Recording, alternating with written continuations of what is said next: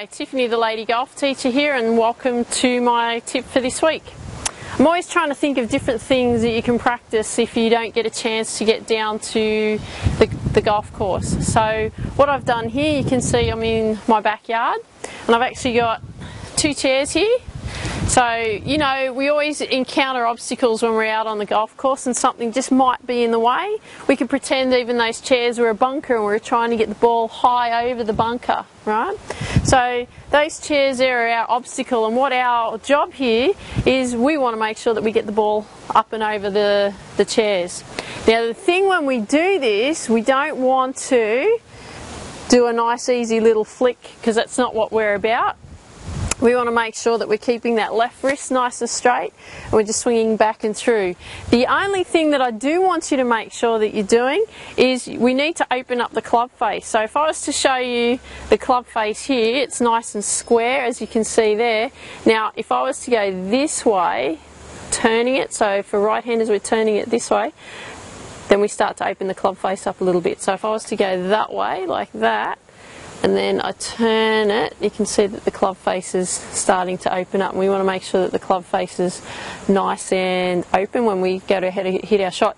Now I will show you a close-up of that so you can actually see that when I'm setting up, but for the moment I'm just going to show you the motion and also show you how to hit the ball over that obstacle that we've got, which are the chairs.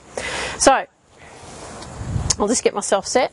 As you can see here, I've got a synthetic grass mat. You can do it on the grass, but I just choose to do it on the synthetic grass mat at home, just because it's easier for me.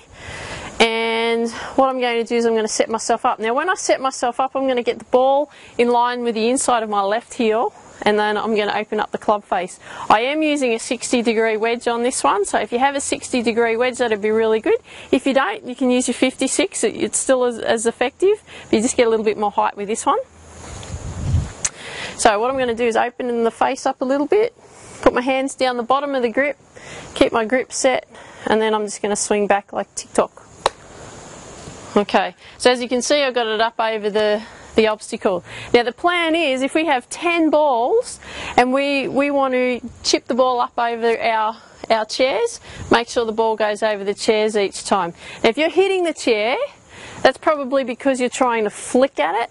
So you want to make sure once you set, you're just going to swing back and through and come through and keep the club face nice and square through the ball, touching the mat as long as you can, and let the ball just come up off the club face and rebound off it, so it just goes up over the chairs. I'm going to show you a close-up, so just hang on there. Hi, it's me again, Tiffany here. I just wanted to show you a close-up of what you need to do with your club and the ball and with your feet position. So if you think of the ball's going to be slightly in line with your left heel, now when we take the club, we want to normally take the club nice and square. What we're actually going to do is just turn it a little notch to the right. So if you're a right-handed golfer, just turn it a little notch to the right so that you can see here that the club face is slightly open now.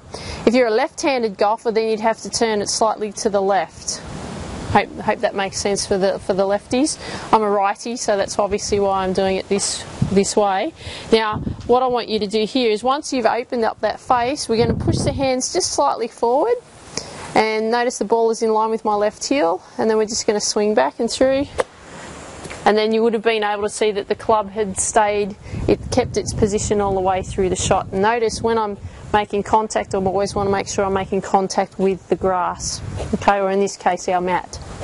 Hope you enjoyed that, and we'll see you very shortly. Hope you enjoyed that close-up of the club face with the ball, and how I've had to keep the club face nice and square through the shot. Well, actually we had opened up the club face, but maintaining that club position through the ball as long as we can. Hope you enjoyed that. Have a practice at it. Let me know how you go. So I'd love to hear from you. So if you can leave a comment below and let me know how it's been going for you. And happy practicing, and take care, and hope to see you soon.